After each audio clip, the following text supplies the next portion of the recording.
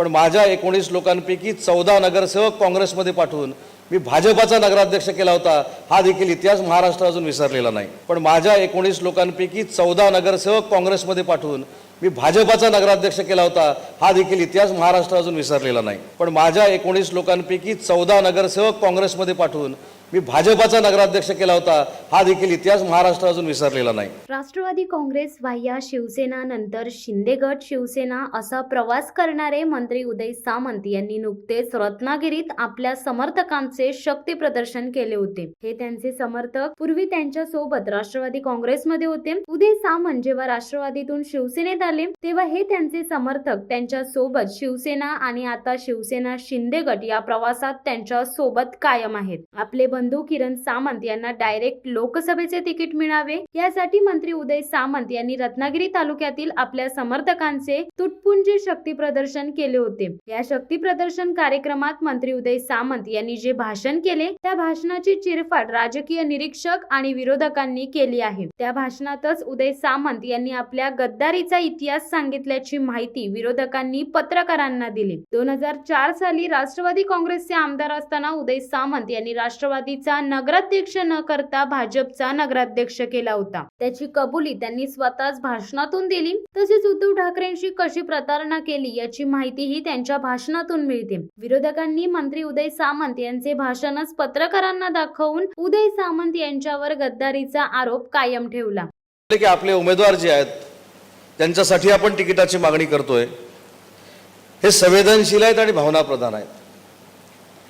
त्यांना ज्यावेळी कळलं की शिंदे साहेबांवर टीका केली जाते, शिवसेनेवर टीका केली जाते आणि शिवसेनेच्या कार्यकर्त्याला या तिकीट वाटपामध्ये भरडलं जातं आणि त्याचं कारण कदाचित मी असू शकतो, या भावनेतनं जर एखादं ट्विट झालं असेल तर त्याचं भांडवल करण्याची काही आवश्यकता नाही, ती एक मनापासूनची भावना होती। आणि असा भावनिक आणि संवेदनशील जर खासदार असेल तर मतदारसंघाच्या प्रत्येक कुटुंबातल्या भावनेचा विचार करू शकतो। म्हणून पदाधिकाऱ्यांचं म्हणणं आहे की आमचा उमेदवार हा शिवसेनेचाच असावा। आणि मला फक्त पदाधिकाऱ्यांना एक हात जोडून विनंती करायची आहे, कळकळीची विनंती करायची आहे की आपल्याला जेव्हा पाहिजे असतं तेव्हा दुसरे आपल्यावर टीका करतात म्हणून त्यांच्यावर टीका करण्याची काही आवश्यकता नाही। आपल्याला आपली ताकद माहिती आहे।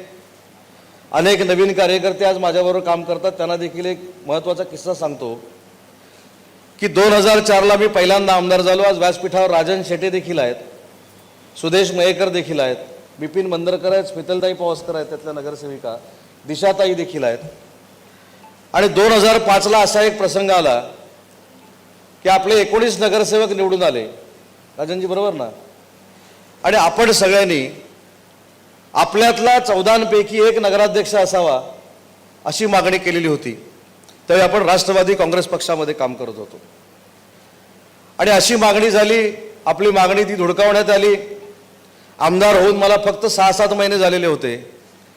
मी राजकीय निर्णय काय ताकदीने घेऊ शकतो हे कदाचित नवीन लोकांना माहीत नसेल, पण माझ्या 19 लोकांपैकी 14 नगरसेवक काँग्रेसमध्ये पाठवून मी भाजपाचा नगराध्यक्ष केला होता, हा देखील इतिहास महाराष्ट्र अजून विसरलेला नाही।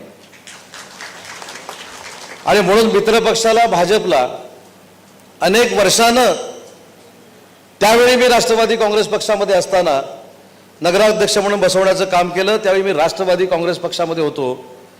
आमच्या कुटुंबानं बसून निर्णय घेतला की आमच्याबरोबर काम करणाऱ्या 14 नगरसेवकांवर जर अन्याय होणार असेल तर या अन्यायाला वाचा फोडली पाहिजे। आणि अशोक मामा मयेकर त्यावेळी या रत्नागिरी नगरीचे नगराध्यक्ष झाले आणि बशीर मुर्तुजा हे या नगरीचे उपाध्यक्ष झाले।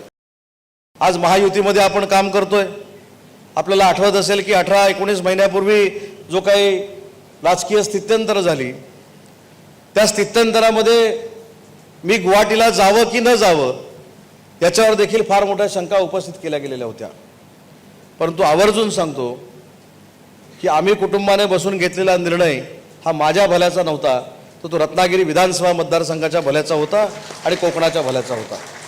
परवा कोणतरी एक अदखलपात्र इथला नेता आहे कोकणातला, सोकळ सिंधुदुर्गातला, तो म्हणाला की किरण सामंतांनी राणेंनी धमकी दिली म्हणून मागे घेतली। स्वतः निवडून पहिले या स्वतःच्या मतदारसंघात, आता पुढच्या निवडणुकीला मालवणमधनं मग आम्हाला सल्ले द्या।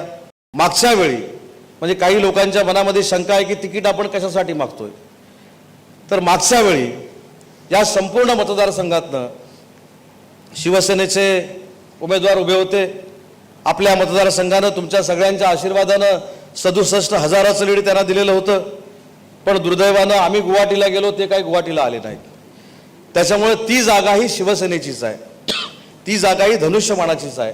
आणि म्हणून ती धनुष्यबाणाची जागा ही आपल्यालाच मिळावी हा आग्रह आम्ही सगळ्यांनी मिळून केला आहे. मगाशी मला पत्रकार परिषदेमध्ये कोणीतरी विचारलं की इथं शिवसेनेचे आमदार किती आहेत आणि मित्रपक्षाचे आमदार किती आहेत.